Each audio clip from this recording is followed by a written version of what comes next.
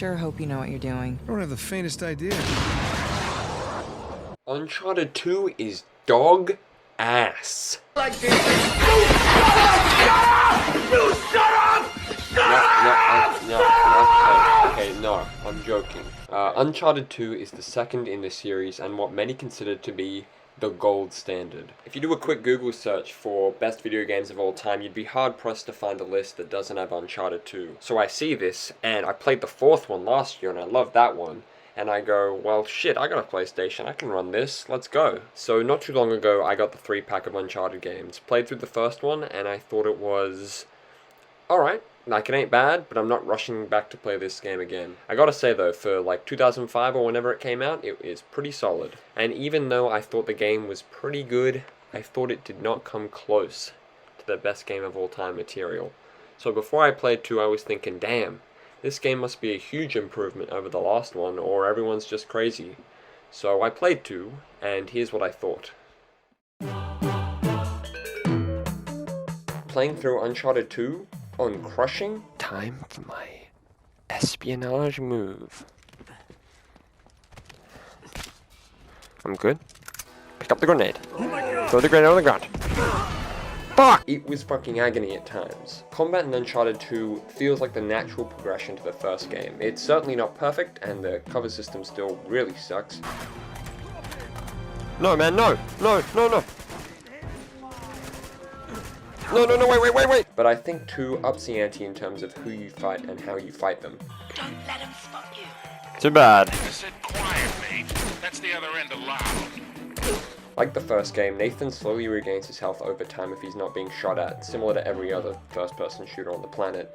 With this in mind, the player could easily fly through combat sections by hiding behind cover and only shooting them when it's absolutely safe to do so.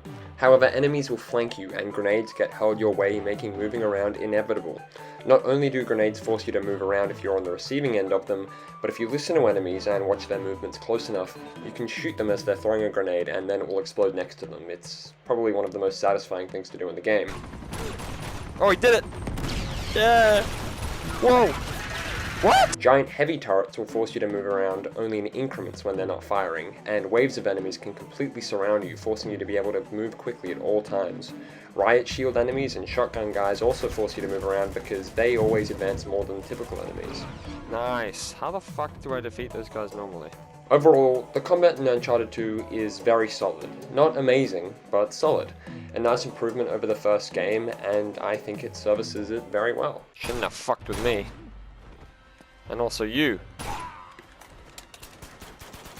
Oh shit! Real quick, let's do a comparison between a level in Uncharted 1 and 2. The most intense level in Uncharted 1 has Nathan jumping onto this big gold treasure and flying around holding onto it attached to this helicopter.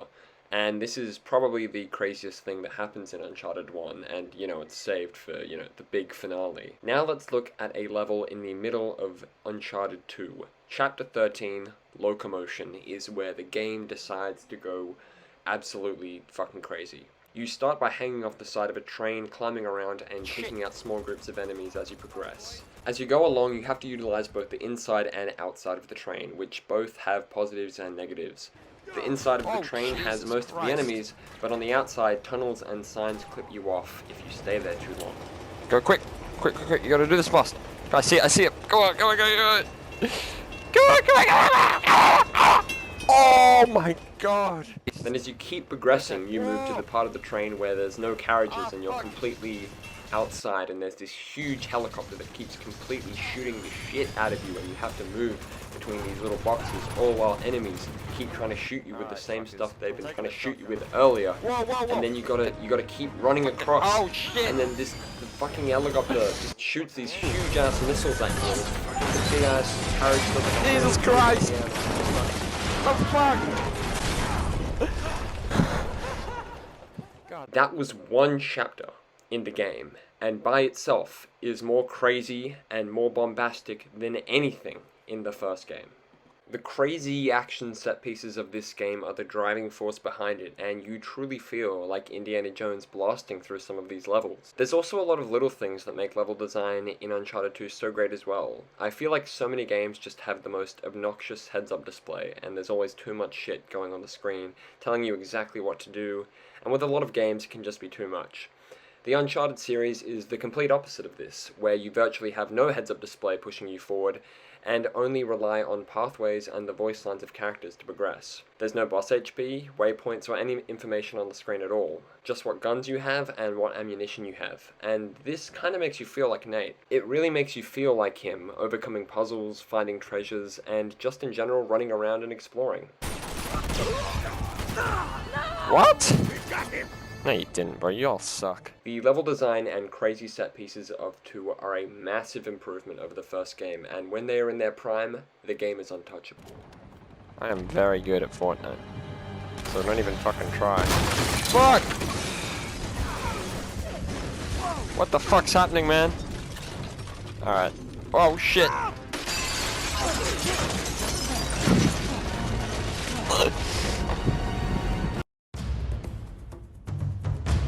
Alright, recap of what we've got down for Uncharted 2. Good gunfights and gameplay, amazing levels and action.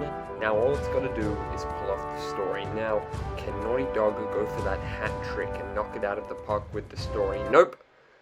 I mean, kinda. It's alright. Let's break it down and start with the parts of the story that is good. Characters.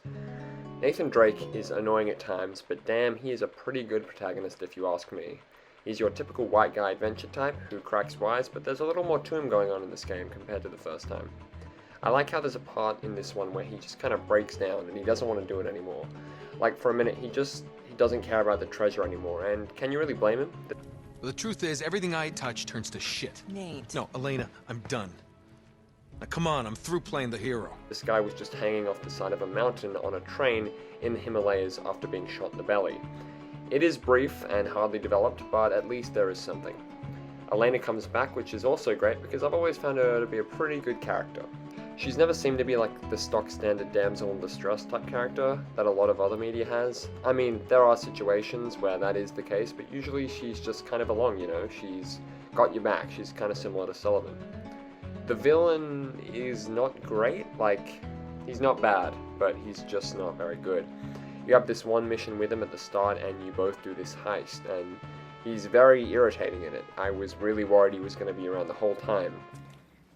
I don't know. I've, like, never met you. The way the water makes your jeans all squidgy. Shut up, man. But he's actually the bad guy, which is kind of cool. Like, he's just this total shit-eating British bloke, which is better than the last game, because the last game just has this very strange fat old guy who has like 4 lines, and then he becomes this ghoul very briefly and he dies. It's very strange. Hey, you don't have to raise your voice. Anyway, there's a bunch of other guys hanging out as well, and they're pretty good, nothing too exceptional. Except there is this mercenary guy who, like, the game tries to hype him up as being like really cool.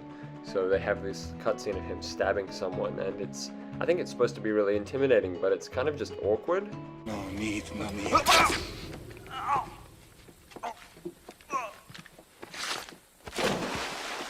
I don't know, it's just kind of funny. Anyway, the character's pretty good. Let's talk about the stuff that didn't really work for me. The worst thing in Uncharted for me, and this kind of goes for all of the games, is how the cutscenes and gameplay don't connect at all. The cutscenes and puzzle are trying to be this Indiana Jones type adventure, where Nathan is this underdog solo explorer up against this one evil bastard and his entire army. But when you look at the gameplay...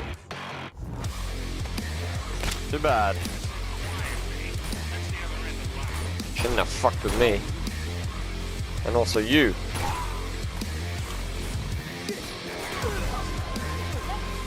Hey, bruh. Oh, shit!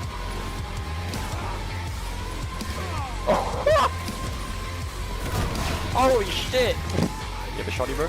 Oh, shit! What? Nathan! What, dude? That was so unnecessary. For that, you both die. God damn. Nate is just this soulless serial murderer who just makes jokes whenever he like murders someone and takes their life. Like there are parts in the game where Nate and Elena will be talking calm and having a nice time cracking jokes, but earlier they were just throwing people to their deaths when are they and coming? falconing punching people so hard they die. And it's not just the combat. A lot of the time you'll just have to suspend your disbelief and accept that Nate is just the luckiest man of all time. And I'm not talking about his love life. Come on, gorgeous, jump up. You got a great ass, Sully. Thanks. Like I get with action movies, and especially Uncharted games, the protagonist is supposed to go through all this crazy stuff for it to be cool, but sometimes it does seem a bit much. Let's look at the train mission I praised earlier as being one of the best missions in the game, but let's look at it under a different light. Let's look at it from a logical and survival standpoint. Okay, so first Nate manages to kill 40 trained soldiers, this giant heavy machine guy, an entire helicopter, survive whatever the hell is going on here, get shot in the liver, survive a train explosion, hang off the side of a mountain, parkour his way up the train in the freezing cold Himalayan weather while he's bleeding out, defeat another 24 soldiers or so in what is pretty much a blizzard, and somehow find the sacred key to the treasure he needs, conveniently in this one patch of snow that should realistically have been buried under meters of snow. Remember, while he's doing this, he's walking around the Himalayas with only a t-shirt and long pants. He passes out, a Tibetan man luckily finds him, saves him from his injuries, and brings him back to the village.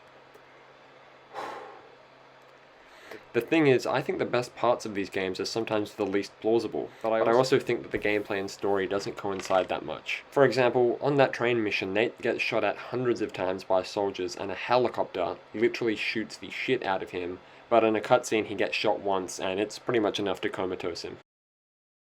I know I've ended this video on kind of a downer note, but in truth, I think this game is amazing. It's everything great about the first game, cranked up to 11. The characters have wit and emotion, the gameplay is intense, and the explosive, jaw-dropping cinematic moments are bigger and better, and the minor issues I have with the story hardly taint the overall game. If you have a PlayStation on your hands, this game is a necessity. God damn, I didn't even talk about the music, man. The music